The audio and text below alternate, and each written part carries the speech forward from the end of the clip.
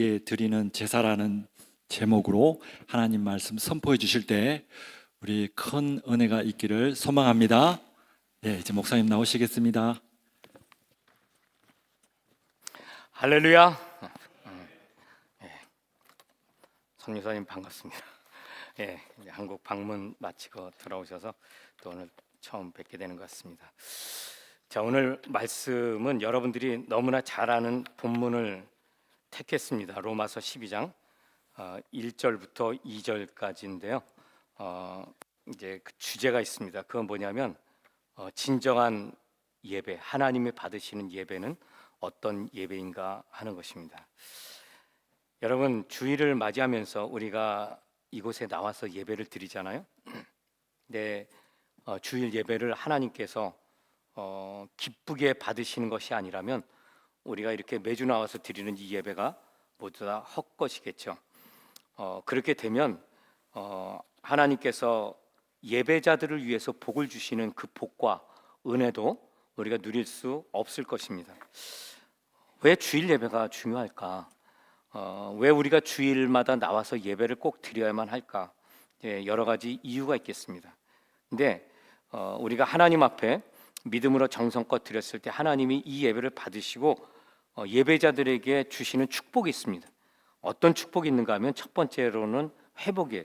이건 뭐 인트로덕션이니까 여러분들이 그냥 기억만 하시면 돼요. 우리가 지은 죄 때문에 하나님과 우리 사이에 간격이 멀어지잖아요. 친밀감이 점점 사라지게 되죠. 일주일 동안 생활하면서 살다 보면은 하루 이틀 지나가면서 실수하는 것도 점점 늘어나게 되고 부족한 것들도 점점 나타나게 되고, 그래서 우리가 주일날 올 때는 어떤 면에서 영적으로 헐떡이는 가운데 오시는 분들이 많이 있습니다. 우리 주님께서 그 모든 것을 아십니다. 우리 하나님께서 주일 예배를 통해서 우리의 지은 죄를 용서하실 뿐 아니라 우리의 그 서먹서먹한 멀어지는 그런 관계를 온전하게 회복시키는 것, 주일 예배에 예배자들이 누리는 축복입니다. 두 번째 축복은 동행입니다. 친밀한 관계가 회복되면 함께하는 시간이 길어지게 돼요. 그 가운데 대화가 이제 점점 더 긴밀하게 그렇게 이루어지게 되죠.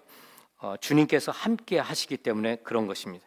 그리고 대화가 점점 많아지게 돼요. 우리가 주님을 사랑하고 주님께서 우리를 사랑하시기 때문에 우리가 주일 예배를 통해서 회복되게 되면 그와 같이 동행하는 가운데 주님과의 친밀한 교제 속에서 대화가 점점 많아지게 돼요. 셋째로 온전한 삶을 살게 돼요. 주일 예배를 우리가 온전하게 드릴 때 기쁨이 있습니다. 자유함이 있어요. 그리고 일주일 동안 확신과 담대함으로 살아갈 그 힘을 얻게 돼요. 무슨 일을 당할지, 어떻게 생계를 유지할지, 소원해진 사람들과의 관계가 어떻게 될지, 여러분 이 자리에 올 때 그런 많은 그런 의문들 혹은 인생의 짐을 가지고 왔다면 오늘 이 자리야말로 우리 주님께서 여러분들을 만나주시고 말씀하시는 가운데 회복시켜 주시고 관계를 회복시키실 뿐 아니라 여러분들을 자유케 하십니다. 기쁨이 넘치게 하십니다. 그리고 담대한 믿음을 가지고 다시 우리에게 맡겨주신 세상으로 돌아가도록 하나님께서 예배를 통해 여러분들을 축복하십니다. 자, 그래서 우리가 예배를 드릴 때 최선을 다해서 믿음으로 드리는 것은 너무나 중요해요. 아무리 강조해도 지나치지 않은 게 여러분 이 주일 예배입니다. 모든 예배가 중요하지만 여러분 창조의 원리가 있잖아요. 하나님께서 일주일이란 사이클을 만드셨어요. 그 사이클의 정점에 이 주일 예배가 있다는 것을 여러분 잊으시면 안 되겠습니다. 우리가 그래서 이제 예배를 드릴 때 참된 예배, 하나님이 받으시는 예배를 드려야 되는데 참된 예배가 되기 위해서, 우리가 드리는 예배를 하나님 받으실 만한 예배가 되게 하기 위해서 두 가지 요소를 여러분 기억하셔야 돼요. 첫 번째로는 예배를 드리는 예배자이고, 두 번째로는 예배 그 받으실 만한 예배를 드리는 그 예배예요. 그러니까 예배자와 예배가 중요하다는 거예요. 그래서 저는 첫 번째로 이 두 예배를 이제 말씀드리려고 하는데, 첫 번째로는 우상을 섬기는 자들이 드리는 그런 타락한 예배, 하나님이 받지 않으시는 예배는 어떤 것일까 말씀을 드리고, 그 다음에는 하나님이 받으시는 참 예배자의 진정한 예배에 대해서 말씀을 드리도록 하겠습니다. 먼저 여러분, 하나님이 받지 않으시는 예배에 그 예배자가 중요하다 그랬죠. 그 예배자와 예배가 중요한데, 이 받지 않은 예배는요, 일단 우상 숭배자들이 드린 예배는 받지 않습니다. 이스라엘이 하나님의 진노로 인해서 심판받아서 온 나라가 쑥대밭이 되죠. 그리고 수많은 사람들이 적국의 전쟁 포로가 돼서 흩어지게 됩니다. 그 이유가 뭘까? 여러분, 그것은 우상 숭배에 빠져서 그래요. 그리고 율법에 순종하지 않고 불의를 행한 거예요. 이 두 가지가 가장 큰 이유가 되겠습니다. 여기서 우리는 한 가지 중요한 질문을 던지지 않을 수 없죠. 아브라함과 맺은 언약, 모세의 율법, 솔로몬을 통해서 세우신 예루살렘 성전, 이게 유대인들이 이방 사람들에 대해서 자랑하고 그리고 나름대로 그렇게 자신들을 세울 수 있는, 주장할 수 있는 근거가 그거였어요. 이 중에 하나가 뭐예요? 여기 보니까 율법이잖아요. 그리고 율법은 하나님을 예배하도록, 제사하도록 굉장히 자세하게 규정하고 있어요. 솔로몬의 성전이 있잖아요. 자랑했어요. 그 성전에서 제사를 드려야 되잖아요. 그런데 어째서 그들은 드리는 예배를 하나님이 거절했을까? 이제 조금 이따 예배에 대해서 말씀드리겠습니다. 오죽하면 하나님께서 야, 예배 좀 그만 드리게, 누가 좀 예루살렘 성전 문 좀 잠가둬라, 닫고 이 자물쇠로 좀 채워버렸으면 좋겠다. 더 이상 오지 말라는 거예요. 근데 왜 그렇게 그들이 하나님 앞에서 받아주지 않는 그런 제사를 드리게 됐을까? 그것은 여러분, 그들이 우상숭배에 빠졌기 때문에 그렇습니다. 여호와 하나님을 믿지만, 그러나 가나안의 신들 바알과 아세라, 아스타돗, 이런 신들이 있죠. 그리고 암몬 자손의 그 몰록, 모압 자손의 그 모스 신, 그 다음에 바벨론의 신 담무스, 이스타르, 이런 것들이 구약 성경에 보면 막 자주 등장을 합니다. 근데 굉장히 이상한 일이죠. 이스라엘 자손들이 어째서 이스라엘의 하나님 여호와를 버리고 그렇게 섬기게 됐을까? 정확하게 말하면 어떤 때는 완전히 여호와 하나님을 섬기는 것을 버렸어요. 아합 시대, 이세벨의 그런 꾀임에 빠져서 타락하게 될 때는 여호와 하나님 섬기는 것 자체가 폐지가 되죠. 그러나 대부분의 경우는 여호와 하나님도 섬기고 그리고 이방 신들도 섬긴다는 거예요. 소위 말하는 혼합주의죠. 근데 왜 그렇게 되었을까? 그 이유의 근본적인 한 가지 이유가 있습니다. 그것은 내가, 내 배, 내 욕망을 채우는 것, 그것이 내 삶의 가장 중요한 것, 세상에 어떤 것보다 중요하기 때문에 그것을 이루기 위해서 이방의 그런 우상들이 필요한 것이죠. 그것을 위해서 다른 어떤 수단들이 필요했던 것이죠. 그러니까 결국은 자기 자신이 우상이 되는 거예요. 우상이란 하나님보다 더 소중한 것, 이게 우상이잖아요. 그런 관점에서 볼 때 어떤 사람들은 돈이 우상이 돼요. 누가복음 18장에 보면 젊은 부자관은 왜 예수님 따라가는데 실패했을까요? 돈 때문에 그랬잖아요. 그가 가진 재산이 너무 많아서 그는 그 재물을 다 팔고 가난한 사람에게 나눠주고 그리하고 너는 나를 따르라 그랬을 때 그는 슬픈 기색을 띠고 떠났다고 기록되어 있죠. 그런 경우에 이 부자 젊은 관원은 하나님을 섬기기에 아무것도 부족한 게 없었지만 단 하나, 재물 때문에 그랬어요. 재물이, 돈이 우상이 된 것이죠. 예, 우리가 오늘날 이 시대에 우리 성도 크리스찬들 가운데 우상 숭배자들이 굉장히 많아요. 그들은 바알이나 아세라, 아스타돗 아니면 뭐 그 밖에 다른 신들 앞에 무릎 꿇고 경배하는 게 아니에요.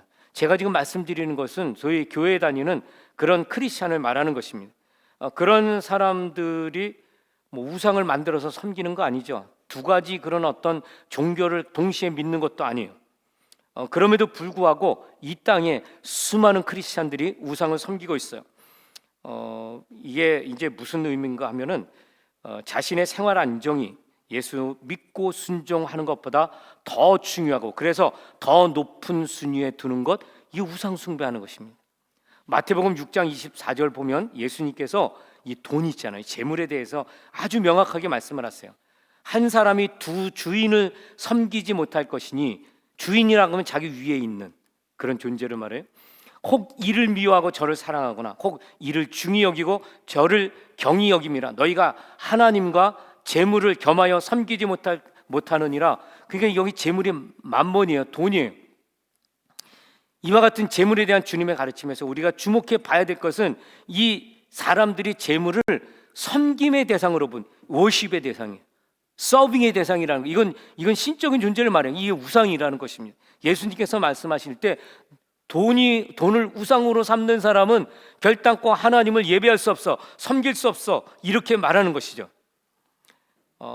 그 뒤에 보면 6장 25절 뒤에 보면 그러므로 내가 너희에게 이르노니 목숨을 위하여 무엇을 먹을까, 무엇을 마실까, 몸을 위하여 무엇을 입을까 염려하지 말라. 목숨이 음식보다 중요하지 아니하며 몸이 의복보다 중요하지 아니하냐, 그렇게 말씀을 하신 다음에 점프해서 31절 보면 이렇게 말씀을 하세요.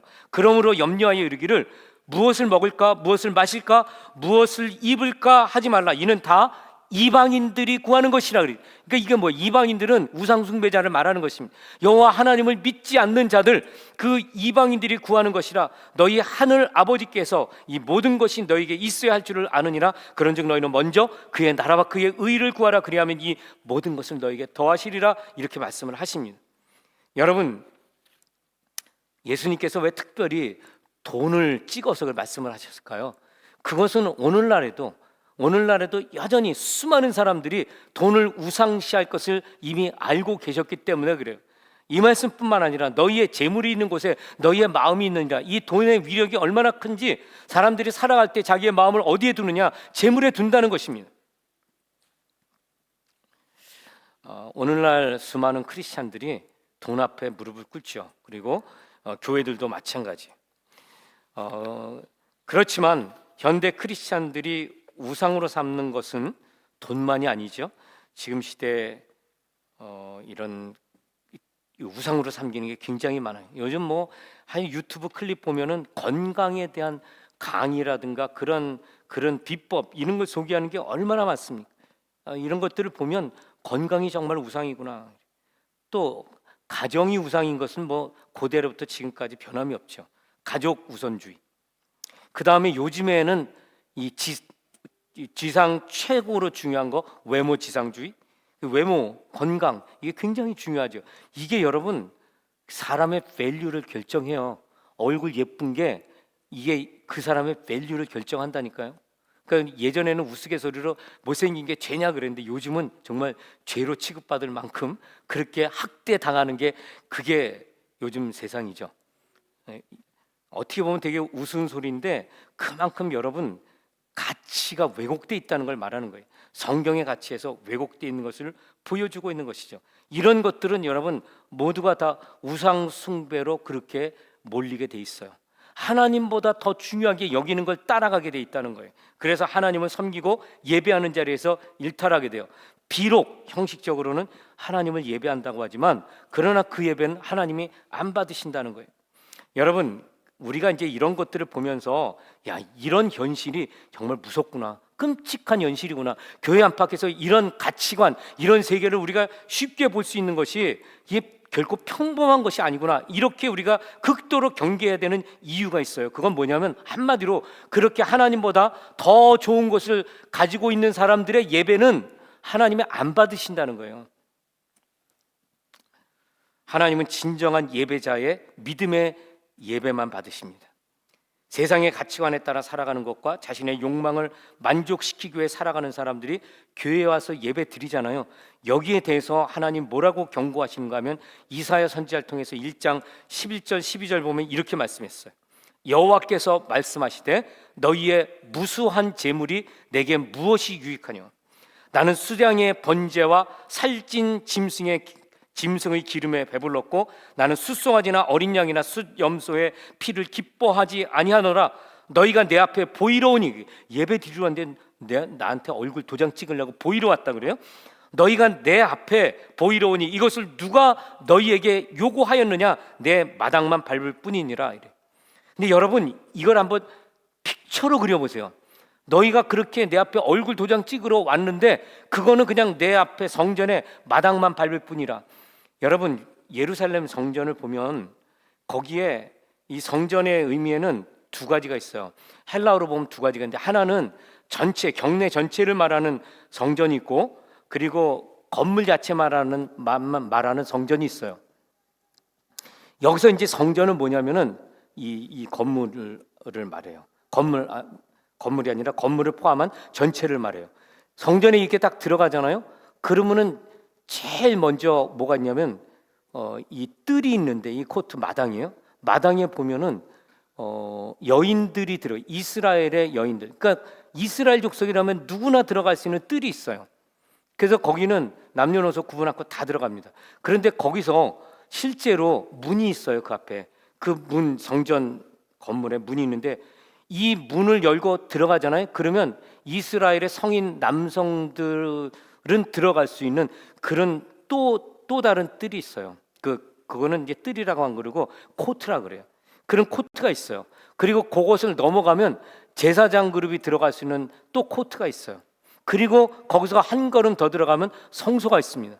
성소에서 한 걸음 더 들어가야 비로소 지성소가 있어요. 여러분, 이 스트럭처를 이해하시면 이 말씀이 무엇을 말하는지 알 수 있는데요. 하나님께서 이사야 선지자를 통해 야 너희가 내게 제사를 드리러 와? 그런데 내가 보니 너는 얼굴 도장만 찍고 그러고 나를 바라보기만 하는 것과 동일해. 왜냐하면 거기서 여기 지금 들어가는 내 마당만 밟을 뿐이라. 이것은 실제로 그 이스라엘 백성들이 들어올 수 있는 이 제일 바깥에 그 뜰을 말하는데, 거기서 하는 게 뭐냐면 제사장들이요 그 재물 잡고 그리고 그걸 가지고 이제 들어가잖아요. 그래서 들어가는 게 아니고 거기서 번제물 그 단 위에 올려놓고 막 태우잖아요. 그거를 여기서 바라보는 거예요. 그러니까 이렇게 말씀드리는 이 대상은 지금 어떤 지적을 받냐면, 너희는 내 앞에 제사를 드리러 왔는데 먼 발치에서 제사장들이 드리는 그것만 구경하고 가는구나, 그것입니다. 여러분, 예배라는 것은 살아계신 하나님을 만나야 되는 것입니다. 그분의 음성을 들어야 되는 거예요. 나를 헌신해야 되는 거예요. 그런데 여기 지금 이사야 선지자를 통해서 이스라엘 백성들에게, 유다 백성들에게 지적하는 건 뭐냐면, 너희가 그냥 와서 제사장이 대신 하는 것들을 나 대신 하는 거야. 그리고 먼 발치에서 바라보고 인사꾸벅하고 돌아가. 내 마당만 밟을 뿐이니라, 말씀하는 것입니다. 근데 여러분, 이 말씀은 이 당시의 시대 때보다 오늘 이 시대가 더 절절하게 우리에게 의미가 닿는 말씀이에요. 왜냐하면 여러분, 예수님께서 십자가를 지시고 죽으실 때 가장 마지막에 일어나는 게 뭐예요? 예수님께서 아버지여 내 영혼을 아버지 손에 의탁하나이다, 그리고 마지막 숨을 거두셨을 때 예루살렘 성전에서 어떤 일이 일어났나요? 휘장이 찢어졌잖아요. 이 휘장이 찢어진 건, 그 휘장이 뭐냐면 지성소, 아까 제가 말씀드렸을 때 제일 마지막, 그러니까 성전의 가장 중심부에 있는 가장 깊은 곳에 있는 이 지성소를 가르는 공간으로 가를 뿐 아니라 그곳으로 들어가는 것을 가로막고 있는 게 휘장이에요. 근데 예수님 죽으심으로 휘장이 찢어졌어요. 그러니까 누구든지 하나님께 예배하러 나오는 자들은 이제 더는 유대인의 여자냐 남자냐 어린아이들이냐 성인이냐 다 따지지 않습니다. 심지어는 이방인들도 전혀 따지지 않아요. 누구든지 예수 그리스도를 주라 고백하는 자들은 예수 그리스도의 그 십자가의 공로를 힘입어 지성소까지 들어간다는 거예요. 이게 왜 중요합니까? 하나님은요, 구약시대 제사시대에 어디서 누구를 만나느냐, 오직 딱 한 사람만 만나요. 백성의 대표, 그 중보자지요. 그렇게 그 한 사람, 그 해에, 그 예배에, 그 제사에 딱 대표로 한 사람이 임명받아서 나올 때 어디서 만나면 지성소에서 만나는 거예요. 하나님의 임재는 지성소에 머물러 있습니다. 그런데 예수님 죽으심으로 말미암아, 대속의 죽으심으로 누구든지 예수 그리스도의 그 죽음이 내 죽음인 것을 믿고 그를 구세주로 영접하는 그들에게는 지성소로 들어가는 길이 열린 거예요. 그래서 누구든지 예배 드리러 나오면 하나님을 직접 만날 수 있어요. 하나님의 음성을 들을 수 있어요. 하나님의 성령의 역사를 맛볼 수 있어요. 근데 이게 진짜 예배예요. 여러분들이 오늘 예배 드리러 이 자리에 왔잖아요. 와서 우리 헌금 시간에 헌금을 해요. 또 죄 고백 시간에 죄를 고백을 하죠. 그리고 주님 앞에 결단을 해요. 여러 가지 순서가 있어요. 이런 예배들을 드릴 때 그것이 그 형식으로 완결되는 게 아닙니다. 그 형식을 다 취했다 그래서 의미가 완결되는 게 아니라, 하나님은 인격적인 하나님이시기 때문에 반드시 하나님께서 받으시는 그 예배, 그 가운데는 하나님의 임재가 있어요. 인터랙션이 있다는 거예요. 하나님의 응답이 있어요. 하나님의 요구가 있어요. 우리가 올려드리는 게 있고 받는 게 있어요. 이게 진짜 예배라는 것입니다. 그래서 이렇게 우상을 섬기는 자들, 하나님보다 세상을 더 사랑하는 자들, 하나님보다 세상에 있는 것들을 더 앞세우는 자들이 드리는 그 예배는 하나님께서 받지 않으신다고. 너희는 내 마당 뜰만 밟고 있어 라고 말씀을 합니다. 그렇다면 그런 사람들이 드리는 그런 예배는 어떤 것인가? 여기 지금 말라기서 1장 6절을 보면 6절에서 1장 6절에서 10절 보면 하나님은요, 그 유다 백성들이 타락했잖아요. 그 제사에 대해서 이렇게 말씀을 하세요. 내 이름을 멸시하는 제사장들아, 나 만군의 여호와가 너희에게 이르기를 아들은 그 아버지를, 종은 그 주인을 공경하나니 내가 아버지일진데 나를 공경함이 어디 있느냐? 내가 주인일진데 나를 두려워함이 어디 있느냐? 그렇게 말을 하나 너희는 이르기를 우리가 어떻게 주의 이름을 멸시하였나이까 하는도다 그래. 야, 내가 아버지인데 넌 나를 공경하지 않아. 내가 주인데, 내가 주인인데 너는 나를 두려워하지 않아. 이렇게 이야기를 했는데도 불구하고 너는 내게 이르기를 우리가 언제 주님을 공경하지 않고 멸시했나이까 이렇게 물어본다는 거예요. 그러면서 하나님 말씀하십니다. 너희가 더러운 떡을 나의 제단에 드리고도 말하기를 우리가 어떻게 주를 더럽게 하였나이다 하는도다. 이는 너희가 여호와의 식탁은 경멸히 여길 것이라 말하기 때문이라. 만군의 여호와가 이르노라 너희는 눈먼 희생 제물을 바치는 것이 어찌 악하지 아니하며 저는 것 병든 것을 드리는 것이 어찌 악하지 아니하냐. 이제 그것을 너희 총독에게 드려보라. 점령당했잖아요. 로마 총독에게, 너희 통치자들에게 드려보라. 그가 너를 기뻐하겠으며 너를 받아주겠느냐. 만군의 여호와가 이르노라 너희는 나 하나님께 은혜를 구하면서 우리를 불쌍히 여기소서 하여보라. 너희가 이같이 행하였으니 내가 너희 중 하나인들 받겠느냐. 여러분, 이게 참 무서운 얘기 아니에요? 우리가 이곳에 나와서 하나님 우리의 죄를 용서해 주시라고, 우리를 불쌍히 여겨 주시라고, 우리 가운데 함께 하셔서 예배를 받으시라고 그렇게 하지만은 너희가 드리는 그 희생의 제물이 눈먼 희생 제물이요, 악한 것들, 병든 것들이요, 그렇게 그것을 가지고 와서 드리면서 내가 너 받고 응답하라고. 10절에 뭐라 그러냐면 만군의 여호와가 이르노라 너희가 내 제단 위에 헛되이 불사르지 못하게 하기 위하여 너희 중에 성전 문을 닫을 자가 있었으면 좋겠도다. 내가 너희를 기뻐하지 아니하며 너희가 손으로 드리는 것을 받지도 아니하리라. 여러분, 이게 타락한 제사입니다. 그래서 우리가 이 말씀을 보면서요, 말라기 선지자의 그 경고의 말씀을 우리가 보면서 타락한 예배가 어떤 것인가 볼 수 있어요. 하나님이 경고하시잖아요. 첫 번째로 하나님이 받지 않는 타락한 예배는요, 하나님을 두려워하지 않고 공경하지 않는 것입니다. 어떻게 공경하지 않나? 하나님 아버지이세요. 하나님은 우리의 주인이세요. 그럼에도 불구하고 아버지를 공경하지 않아요. 리스펙트하지 않는다는 거예요. 또 아버지를, 이 하나님을요, 주인이라고 하면서 두려워하지 않아요. Fear of God이 없어요. 두려워하지 않아요. 그분을 리스펙트하지 않아요. 아버지인데. 그러면서 물어봐요. 우리가 언제 멸시했냐고 물어본다는 거예요. 여러분, 여기서 이제 이 말에서 왜 하나님께서 내가 아버지인데, 내가 너희 주인인데 왜 이 말씀을 하셨을까? 여러분, 이 신명기 32장 6절을 보면 내가 너희 아버지라는 말이 무슨 뜻인지 나오는데요. 이렇게 돼 있어요. 신명기 32장 6절 어리석고 지혜 없는 백성아 여호와께 이같이 보답하느냐? 그는 내 아버지, 너희의 아버지시여 너를 지으신 이가 아니시냐? 그가 너를 만드시고 너를 세우셨도다. 우리 그 동양 사상에 보면 이런 시가 있어요. 아버지 날 낳으시고 어머니 날 기르시니. 여러분, 이게 무슨 말이냐면 아버지라는 말은 우리를 낳은 분을 말하는 거예요. 이거 우리의 창조주를 말하는 것입니다. 예배 드릴 때 하나님 앞에 나와서 하나님을 공경하는 걸 리스펙트하는 게 뭐냐면 하나님이 나를 지으신 분이셔요. 하나님이 내게 생명을 주신 분이시고 거기에 멈추지 않고 나를 살아가게, 나를 삶의 자리에 세우신 분, 그분이 하나님이시다 하는 것입니다. 그러니까 그 하나님은 생명의 근원이실 뿐 아니라 내 생명을 창대케 하는, 내 생명을 복되게 하는 근원으로서 그 하나님이. 그래서 우리가 누리는 이 모든 것들은 마땅히 그 하나님께 감사드리고 영광 드려야 될 그분, 그게 바로 내가 아버지다 이 말에 담겨있는 뜻이라는 것입니다. 그러면 우리가 이 자리에 나와서 예배 드릴 때 우리가 하나님을 정말 경외하고 하나님을 존경한다는 것은 뭐겠어요? 아버지가 나에게 생명을 주셨어요. 아버지가 내게 살아갈 길을 허락하셨어요. 그리고 그 아버지가 나로 하여금 이 자리에 나와서 예배케 하셨어요. 그러니 거기에 뭐가 있어야 돼요? 리스펙트하는 게 있어야 되는 거예요.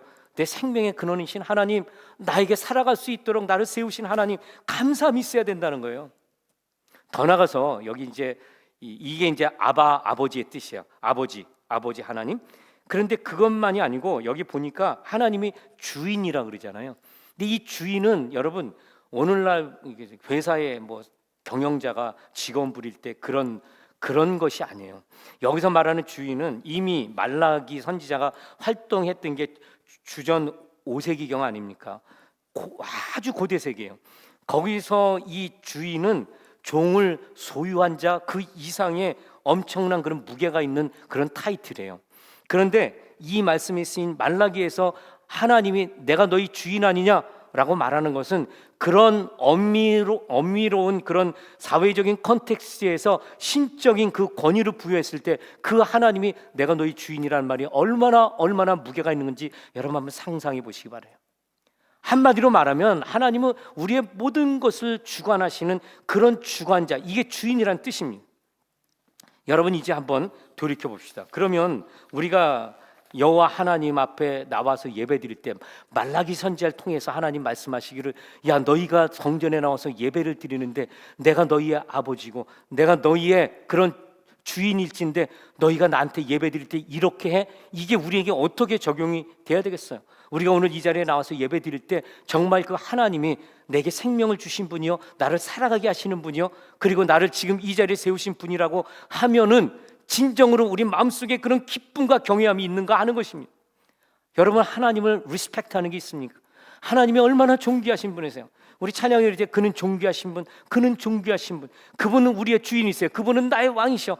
예수 그리스도는 나의 왕이시여. 우리 하나님 나의 아버지시고 나의 왕이시여. 얼마나 우리가 찬양합니까? 제가 목소리가 커가지고요 찬양할 때 제가 좀 신경 쓰이기는 해요. 오늘 요 뒤에서 찬양했잖아요. 근데 한 번씩 그렇게 찬양하면 이 귀 예민하신 분들은 시끄럽게 들릴 수도 있어요. 그런데 제가 일단 찬양하면 그냥 소리를 높여서 합니다. 하나님을 경외하는 저의 표현이에요. 조금 여러분 소리가 좀 시끄러워서 내가 찬양하는데 좀 지장이 돼서 죄송하기는 한데 이건 저의 몸의 찬양입니다. 몸의 목소리의 워십이 아니라 몸의 워십이에요. 하나님은 나에게 가장 귀한 분, 그분은 나의 모든 것을 통해서 찬양과 영광받기 합당하신 분의 표현으로 그냥 그렇게 죽을 듯 살 듯 하는 거예요. 여러분들의 예배 속에 하나님의 주되심, 하나님의 아버지 되심 이게 흘러 나와야 돼요. 그것이 없는 예배는 하나님 받지 않으신다는 거예요. 타락한 예배라는 것은 그런 것입니다. 그런 것 없이 뜻없이 그냥 응얼대거나 뜻없이 그냥 되는 대로 이렇게 헌금하는 것 다 마찬가지. 여기 지금 이제 이런 것들에 대해서 하나님이 말씀하시는데 그런데 그것이 전부가 아니고 우리 오늘 여기 보면 타락한 예배의 두 번째 표시는 정성 없이 드리는 그런 예배예요. 정성 없이 드리는 예배. 보세요. 7절에 보면 너희가 더러운 떡을 나의 제단에 드리고도 말하기를 우리가 어떻게 주를 더럽게 하였나이다. 8절에 보면 너희가 눈먼 희생 제물을 바치는 것이 어찌 악하지 아니하며 저는 것, 병든 것. 이 제물이 그런 부실한 걸 말해요. 이걸 드려요. 근데 여러분 이상하잖아요. 왜 이들은 하나님 앞에 드리는데 번듯한 걸 안 드리고 왜 그런 결격 흠이 많은 걸 드리게 됐을까요? 여러분 우리가 여기서 그들의 그런 상황을 좀 그들의 마음이 뭔지를 좀 살펴볼 필요가 있어요. 이스라엘 백성들이 하나님께 제사 드리면서 제물을 드리는데 눈먼 짐승, 다리를 저는 것, 병든 것 드리는 것 이거는 드리는 그 사람은 그런 것들은 싼 거잖아요. 어차피 제대로 먹지도 못할 거, 어차피 사람들이 꺼리는 거. 그러니까 그거를 가지고 와서 드릴 때 자신은 좀 세이브가 되는 거죠. 그런데 여러분 상황을 생각해 보면 그걸 받는 제사장들은 또 뭐예요? 레위인들 그거 제물 이렇게 받아서 이제 희생 제물 삼는데 그런 것들을 받으면 안 되게 우리 분명히 신명기에 기록돼 있잖아요. 근데 그걸 받아서 제사를 드려요. 그러니까 여기서 지금 말씀하고자 하는 것은 뭐냐면은 너희가 얼마나 정성 없이 드리느냐, 너희가 얼마나 아껴가면서 그냥 아까워서 드리느냐 이거예요. 그러니까 제물을 드리는데 이게 던지듯이 드리는 거예요. 여러분 이제 오해하지 말고 들으시기를 바라요. 우리가 예배 드릴 때 하나님 앞에 올려드리는 게 있고 받는 게 있어요. 그래야 예배입니다. 올려드리는 것 중에 우리가 찬양도 있어요. 믿음의 고백도 있어요. 회개기도 있어요. 그 중에 하나가 올려드리는 것 중에 중요한 거 하나가 이 헌금이에요. 이 예배 드릴 때 헌금이 중요한 것입니다. 그런데 그 중요한 것을 그 재물이 있는 것에 마음이 있다 그랬잖아요. 그냥 이거 저한테 하는 설교로 들으세요. 그냥 이렇게 해갖고 드릴 수 있죠. 저는 주일날 너무 바빠요. 그 전에 막 일주일 동안 뭐 말씀 준비하고 이럴 때, 그럴 때 저는 헌금도 생각을 해요. 그런데 막상 주일날 뭐 이렇게 챙기는 게 이게 빠뜨릴 때가 가끔 있습니다. 그럴 때마다 야, 이거 정신 바짝 차려야지 이런 생각이 들어요. 근데 여러분, 우리가 하나님 앞에 예배 드릴 때 우리는 무엇을 가지고 예배를 드리느냐? 근데 어떤 분들은 이러면은 이제 드디어 우리 안태현 목사가 이게 설교할 때 드디어 헌금을 이야기하는구나. 아니에요. 여러분 다시 들으세요. 여러분들이 정성껏 드리지 않는 것은 하나님을 멸시하는 행위입니다. 눈먼 것, 저는 것 이런 것들을 가지고 대충 주머니에 꼬깃꼬깃 그냥 쓱 넣는 거, 이거 하나님을 멸시하는 행위예요. 그러니까 그런 헌금은 드리시면 안 된다는 얘기를 하는 거예요. 하나님은 부족해서 받으려는 게 아닙니다. 우리의 재물이 있는 것에 마음이 있다 그랬잖아요. 리스펙트하는 거예요. 하나님 앞에 드릴 때는 가장 귀한 것, 가장 좋은 것으로 드리는 것입니다. 우리 이번에 케냐 선교여행 가잖아요. 가면은 정말 많이 우리가 그렇게 쓰게 돼요. 그런데 그때 우리가 이제 늘 염두에 두는 게 뭐냐면 주의 정도를 섬길 때는 가장 좋은 것으로 하자. 늘 그런 마음이 있어요. 그러다 보니까 더 많은 게 필요하죠. 그래서 우리가 준비할 때 더 시간이 많이 걸리는 건 사실이에요. 그렇지만 여러분, 그것이 우리의 믿음의 표현이라는 것입니다. 최선을 다해서 주님을 섬길 때 그게 우리가 어떻게 주의 종을 섬기는 게 그렇게 나타나는 거잖아요. 여러분, 오늘 이 말씀에서 다시 한번 기억하시기를 바라요. 하나님을 사랑하고 하나님을 예배하는 자, 그를 섬기는 자들은 가장 귀한 것으로 섬기는 것입니다. 또 하나 타락한 예배의 표시는 뭐냐면 대충 드리는 것입니다. 편하게. 편하게 드리는 거예요. 그 여기 보면 13절 말라기 1장 13절 14절 보면 만군의 여호와가 이르노 또 너희는 말하기를 이 일이 얼마나 번거로운가 하며 코웃음치고 훔친 물건과 저는 것 병든 것을 가져왔느니라. 너희가 이같이 봉헌물을 가져오니 내가 그것을 너희 손에서 받겠느냐. 여호와의 말이니라. 짐승떼 가운데 수컷이 있거늘 그 서원하는 일에 흠 있는 것으로 속여 내게 드리는 자는 저주를 받으리니 나는 큰 임금이요 내 이름은 이방 민족 중에서 두려워하는 것이 되민이라. 만군의 여호와의 말이니라. 이게 제가 말씀드리는 거예요. 여러분, 헛된 재물 가지고 드리면요 하나님의 저주를 받습니다. 하나님을 멸시하는 것은 보응을 받게 돼 있어요. 차라리 그런 재물은 드리지 않는 게 좋습니다. 여러분들이 드릴 때 정성껏 최선을 다해야 돼요. 이제 어떤 분이 또 그런 질문을 하신 적이 있어요.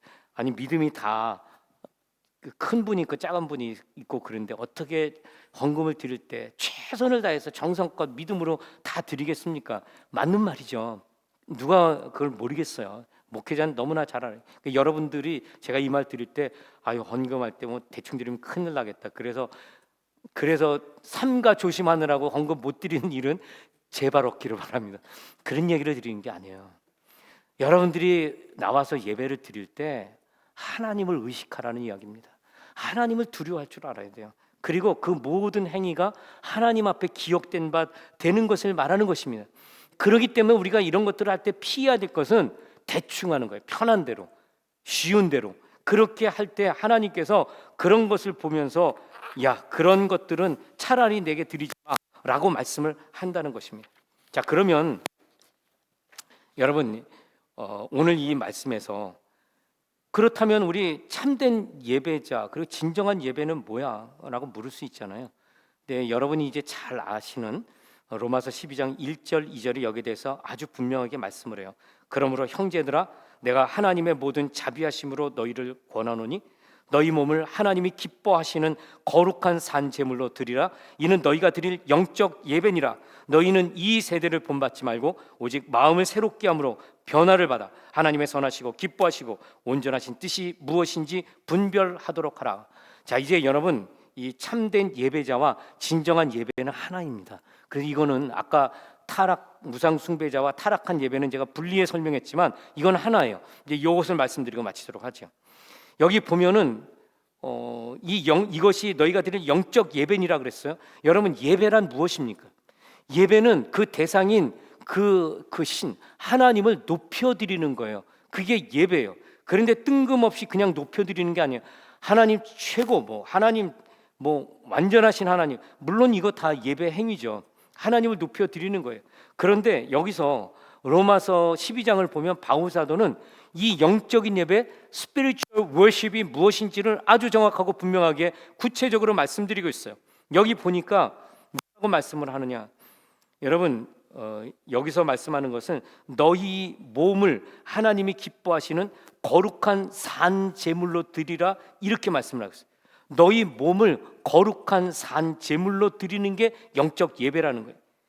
이걸 통해서 우리가 볼 수 있는 게 뭐냐면, 예배라는 게 뭔가, 바울 사도가 말하는 스피리추얼 월십이 뭐냐, 이거는 기본적으로 어떤 제사 의식 아니면 그 형식을 말하는 게 아니라 우리 그 성도의 그런 삶, 그런 삶의 방식, 그런 자세, 그런 태도에 관한 것이구나, 우리가 이렇게 볼 수 있어요. 바울 사도는 이 점을 명확하게 하기 위해서 너희 몸을 산 제물로 드리라, 이렇게 말씀을 했어요. 여러분, 제물은 하나님의 뜻을 이루기 위해서 바쳐지는, 희생당하는 대상이죠. 그러니까 예수님이 대속의 제물 되셨잖아요.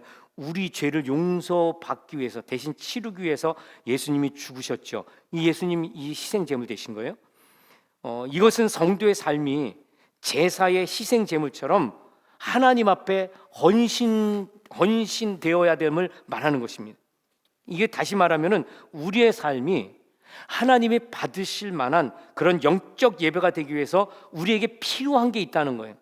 이 성경에 우리 바울 사도는 거기에 대해서 두 가지를 말하고 있어요. 첫 번째 뭐냐면 하나님 앞에 헌신된 삶이에요. 두 번째는 하나님 앞에 거룩한 삶이에요. 여러분들이 하나님 앞에 바쳐진, 하나님이 받으시는 예배자 혹은 하나님이 받으시는 예배를 드리기 위해서 이 두 가지를 기억하시면 돼요. 하나는 뭐냐면 내가 하나님 앞에서 헌신하는 삶을 살아야 돼. 두 번째로는 나는 거룩한 성도로 살아야 돼. 이 두 가지입니다. 자, 그러면 헌신된 삶을 사는 게 뭔가? 여러분, 헌신된 삶이라는 것은 하나님 앞에 드려진 삶이에요. 근데 오늘 우리 찬양할 때 주께 드리네 그 있었잖아요. I surrender all. 그거 있었잖아요. 그 surrender 하는 게 뭐냐면 이게 드리는 것입니다. 이게 헌신된 삶을 말하는 거예요. 내가 소유하고 있는 것, 내 포지션, 이 두 가지에 지난번에 말씀드렸어요. 우리가 하나님 앞에 드려지는 삶을 산다고 하는 것은 내가 소유한 것을 하나님을 위해서 포기하는 것이고 내가 점하고 있는 위치에서 내려가는 것을 말합니다. 예수님께서 그 일을 행하셨죠. 하나님의 아들로 이 땅에 오셨어요. 그의 생명을 주셨어요. 여러분, 우리가 하나님을 예배할 때에 하나님 받으실 만한 그런 온전한 예배를 드리기 위해서 우리가 먼저 헌신해야 된다는 것을 꼭 기억하세요. 하나님께 우리를 드리는 것입니다. 여러분, 이곳에 올 때 시간의 헌신 없이 이곳에 올 수 있었을까요? 우리 일하시는 분들 주일날 그거 딱 스킵하고 여기 오려면 우리 특히 식당에서 일하시는 분들, 병원에서 근무하시는 분들 쉽지 않죠. 그 로타가 있잖아요. 그래서 그것들을 스킵하고 오는 것 상당히 힘든 일 저도 알고 있어요. 근데 여러분, 어쨌거나 상황이 어찌하든 간에 결국은 우리의 초이스예요. 우리가 결정했기 때문에 그렇게 살아가는 것입니다. 우리가 이것을 감안하고 볼 때 여러분, 하나님이 나를 받으시는 그 예배자가 되기 위해서 여러분들이 나를 버려야 돼요. 내가 소유하는 것, 내가 점하고 있는 위치, 이 모든 것들을 하나님을 위해 버리셔야 돼요. 두 번째로 뭐냐면 거룩한 삶을 살아야 돼요. 거룩한 삶이 무엇이겠습니까? 요한복음에 보면 하나님을 예배하는 진정한 예배자 이야기가 4장에 나옵니다. 사마리아 여인과 대화를 통해서 예수님께서 이렇게 말씀을 하세요. 그 사마리아인이 당신은 이제 보니 선지자로서이다, 예언자로서이다, 이렇게 고백을 하잖아요. 그런데 그때 예수님께서 말씀을 하세요. 뭐라고 말씀을 하시냐면, 야, 이제 너희가 나를 예배하는 그 예배자로 그렇게 서게 될 거야. 그런데 그 예배가 어떤 예배가 되어야 되느냐? 하나님을 예배하는 자는 영과 진리로 예배할지니라 이래요. 영과 진리. 이게 거룩한 거예요. 거룩한 예배, 거룩한 삶이에요. 하나님을 예배하는 자는 영과 진리로 예배할지. Worship in spirit and truth 이렇게 돼 있어요. 근데 여러분 이게 무슨 말이겠어요? 영으로 또 진리로 예배하는 것. 진리는 예수님이십니다. 나는 곧 길이요 진리요 생명이니. 이 진리라는 것은 예수님 자신을 말하기도 하고 예수님께서 전하신 복음을 말하기도 해요. 여기서 worship in spirit and truth에서 이 truth는 예수님을 말하는 것입니다. 예수님이 중보자세요. 우리가 하나님께 나아갈 때 여러분 우리가 스스로 나갈 수가 없어요. 반드시 예수 안에서만 나갈 수 있습니다. 예수님을 통해서만 나갈 수가 있어요. 그래서 진정한 예배 드리는 자는 예수님 안에서만 가는 거예요. In truth가 그거예요. In spirit은 뭐냐면 성령의 인도하심을 따라 예배 드리는 것입니다. 이곳에 성령의 임재가 있어요. 여러분 이걸 여러분들이 영안이 열리고 또 영적으로 민감해서 이걸 느끼시면 참 은혜가 많이 돼요. 우리 너싱홈 팀들 잘 알 거예요. 우리 링크하우스에 가서 또 윌로러치에 가서 예배 드릴 때 하나님의 성령의 임재가 있어요. 그분들이 그걸 느끼는 거예요. 제소자들이, 레지던트들이. 그래서 우리는 오기를 막 기다려요. 어떤 분들은 눈물을 흘려요. 말씀을 듣고 그리고 감사하는 그런 이야기들을 해요. 성령의 임재가 없으면 그 한 달에 한 번 가서 그 짧은 시간 예배 드리는 거 거기 무슨 감동이 있겠어요. 뭐 제가 설교하는 게 그렇게 은혜스럽나요? 그렇지 않아요. 근데 여러분 여기서 지금 제가 두 번째 드리는 거 거룩한 예배, 헌신된 자, 거룩한 자의 그 삶의 예배는 하나님 안에서 성령의 임재하신 가운데, 성령의 인도하심 가운데 우리 주님이 중보자로 우리의 손을 붙들고 하나님께 옮겨진, 그래서 하나님의 임재 속에 하나님 안에서 드리는 예배를 받으시는 것입니다. 그런데 정확히 말하면 그게 여러분들의 삶이 되어야 된다는 거예요. 여러분 살아갈 때요 하나님을 의식하십시오. 우리가 하나님께서 내 삶을 지켜보고 계신다는 것, 여러분들의 삶의 열매를 통해서 하나님의 영광 받으시는 것, 이거를 기억하셔야 돼요. 그러기 위해서 내 삶의 스타일을요 세상 것과 똑같이 해서는 안 돼요. 여러분 살아가실 때 세상 사람들 살아가는 것과 동일한 삶을 살지 마세요. 삶의 원칙, 세상을 보는 눈, 가치체계, 그리고 살아가는 리빙 스타일, 여러분 세상과 똑같아서는 안 돼요. 돈을 추구하지 마십시오. 권력을 추구하지 마세요. 다른 사람들과 경쟁 의식 속에 살지 마세요. 내가 옳다고 입증받는 것을 위해서 수고하지 마세요. 여러분들은 남들이 공격할 때 그것이 내가 왜 옳은지를 위해서 싸우지 마세요. 예수님은 그렇게 살지 않으셨어요. 이게 바로 거룩한 삶이고요, 우리가 드리는 워십의 내용이에요. 오늘 이제 말씀의 결론을 맺습니다.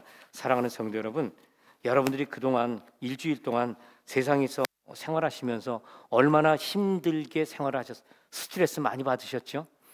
이 세상이 만만치 않습니다. 갈수록 영적 전쟁은 더 치열해요.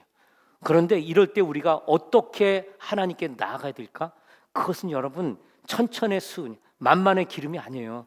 우리가 뭔가를 많이 이루고 소유한 것들을 하나님 앞에 드리는 것, 물론 그것이 우리의 믿음의 표현으로 필요하지만, 그러나 여러분 그게 중요한 게 아닙니다. 정말 중요한 건 뭐냐면 하나님을 경외함이에요. 그걸 위해서 내가 거룩하게 사는 것입니다.